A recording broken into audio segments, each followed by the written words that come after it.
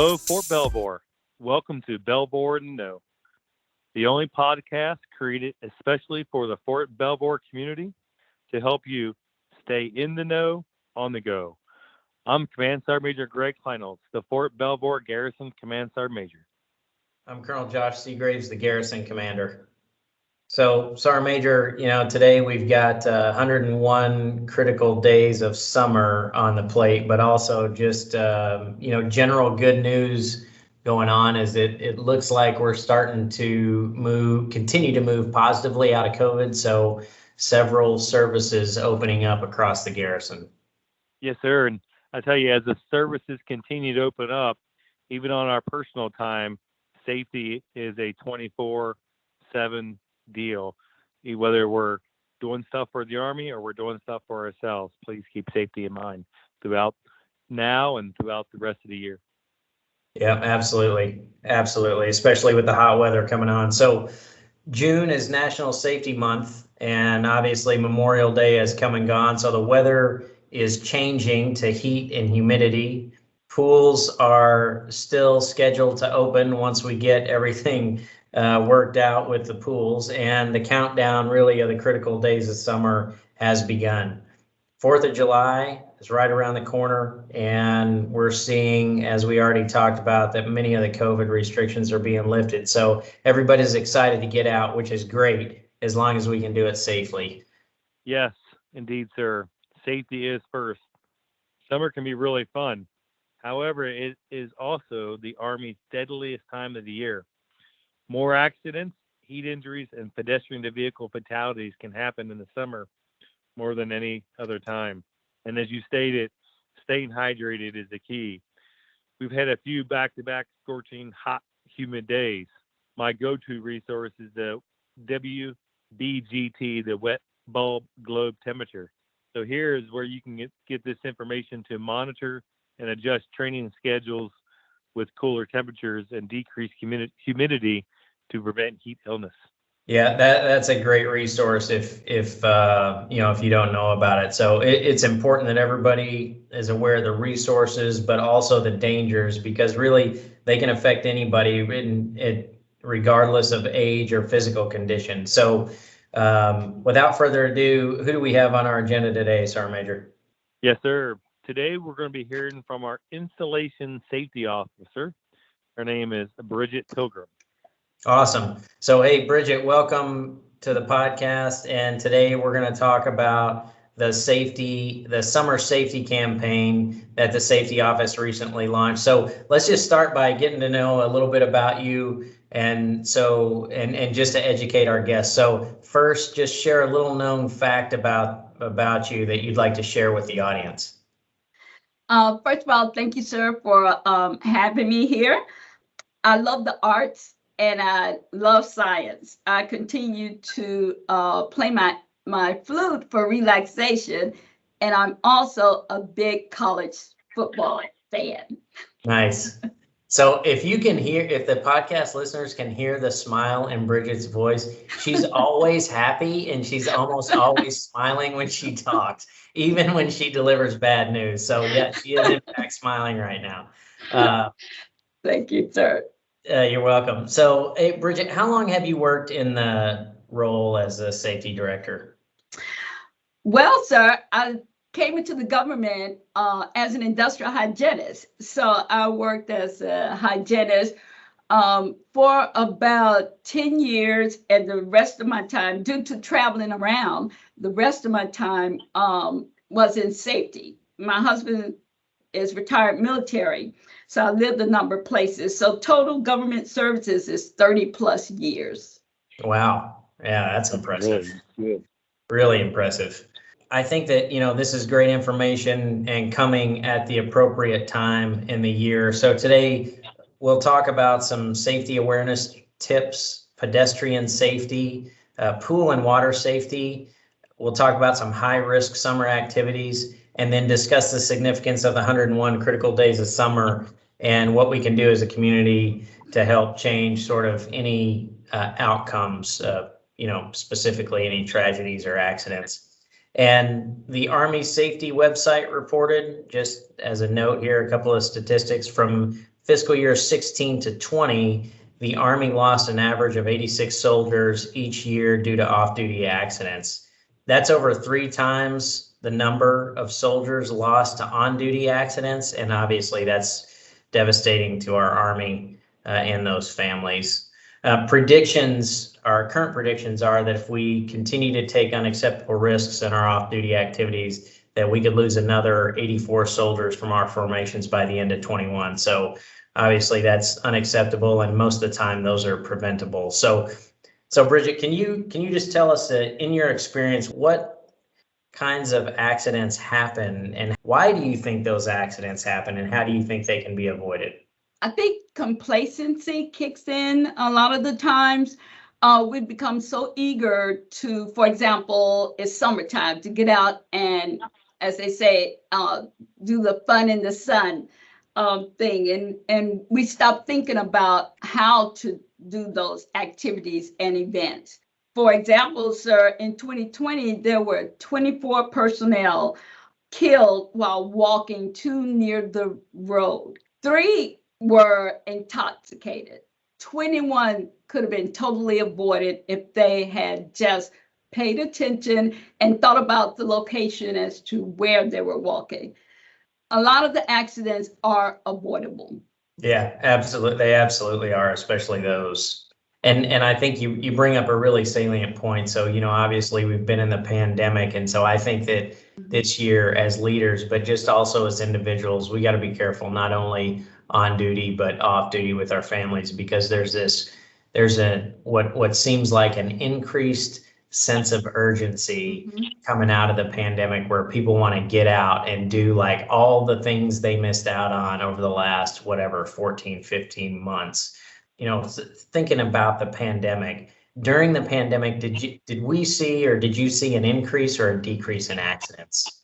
There's some documentation, for example, with cyclists, there was an increase in accidents during the COVID. As you know, cyclists get out and they go riding in a number of places on the major roads sometime. Cyclists probably were thinking that there wasn't a lot of cars out on the road, decrease in motorists. Well, statistics also showed that because there was a decrease in motorists on the highway, there was an increase in speeding. And unfortunately, there were more than 1/4 of bike fatalities were hit and run. We, during the pandemic, got a little complacent. Yeah, I think you're right. Absolutely. Can you take a moment to explain the significance of the 101 critical days of summer and how that came about? Well, from Memorial Day to Labor Day, there's an increase in activity and risk taking. Those days is approximately 100 days between the two holidays. So with that, it was decided 101 critical days of summer safety campaign needed to be established. And it was established to provide that critical information, to raise awareness and to mitigate the risks during this time of the season. Okay, yeah, that makes complete sense. I think it's a pretty simple concept, but an important one. I think it's like many things that we do. It's important to be open to the conversation, and it's a willingness to have a discussion about safety, not just for the summer, but it's a persistent look at risk and how we assess risk, both as individuals, but also as members of the military. Can you talk a little bit about what kind of information we can expect to see or topics covered? As you know, safety is a wide range of activities and topics that can be covered, because almost everything we do, we need to involve safety in those activities and events. A few of the topics that we will cover: boating safety, pool safety, pedestrian safety, bicycle safety, motorcycle safety, barbecue safety, walking and jogging safety, and your vehicle trip preparations as well. So we also plan to do a virtual messaging. It's unfortunate that we now see an increase in gun shootings. So we have already spoken with Chief Jackson, and he's quite eager to give us information on gun safety. So I think that's an extremely important safety message to get out during this time as well. Yeah, absolutely. So you hit on a couple of things, firearm safety is really, I mean, they're all important, but that one's particularly important just, as you watch the news or hear about events, that one's always critical, and education is an important part of that. As I start to think through that, you want to just talk about quickly virtual activities or events that we have planned, and then how can we help support as a community? The virtual topics, we're going to have Chief Jackson to come on board and speak on firearm safety. We're in the talks with the Coast Guard Auxiliary to the subject matter expert to come on board and give us classes to speak on water safety. They usually give classes to cover the rules and requirements when boating in Maryland and Virginia and in DC. So thus far, those are the two virtual topics that we plan to cover. The community can assist by getting the word out. And as you know, neighbors talk. And so they can help us by getting the word out that these topics are found on the Fort Belvoir website and the Fort Belvoir Facebook page. They can also assist by thinking of safety in their everyday planning and their events that they're planning. Also, the community can report unsafe situations. For example, if you see a downed tree, you can contact our office. We will know who to contact to get you to help. If there's a huge sinkhole in the road, to prevent someone from stumbling into that, you can contact us. And something as simple as obstructing a view into oncoming traffic, that we actually received a call in reference to that, and it was a traffic safety hazard. You can contact our office. These are some things that you can do as a community to assist us. Yeah, Miss Bridget, man, that's a lot. That's a great rundown, because it's both on and off duty activity where we find ourselves having to apply these safety measures. And, just like now, the number of heat fatalities is alarming, but it can be avoided, right? And so during these hot days, before planning any PT or any outside activities, we can either rely on the WBGT or look at the different weather apps that we have as measurement tools. Can you share with us the importance of planning for hot temperature days? Yes, Sergeant Major. The WBGT, or the wet bulb globe temperature, is a way to measure your heat stress on your body. And that entails having the temperature, the humidity, the wind speed, even the angle of the sun and the cloud. And this tool is important to determine the time and the rest period during your activities. Those activities could be the outdoor workers, your gardeners, your landscapers, exercising, PT, as you stated, Sergeant Major, your play activities, walking, jogging, and all of this is to prevent heat cramps, heat stroke, heat exhaustion, sunburn. All of those items are important. And they can be found on, but first, let me go back. That temperature is checked by the Fort Belvoir Community Hospital Environmental Health Section. And they record those readings and post them on the site every hour. So they're doing a fantastic job of really providing that information for everyone as a preventive measure. It can be found on the Fort Belvoir website, and you click on it and the safety website will come up. And once you click on that, you scroll down and you will see that information that will help you make those decisions.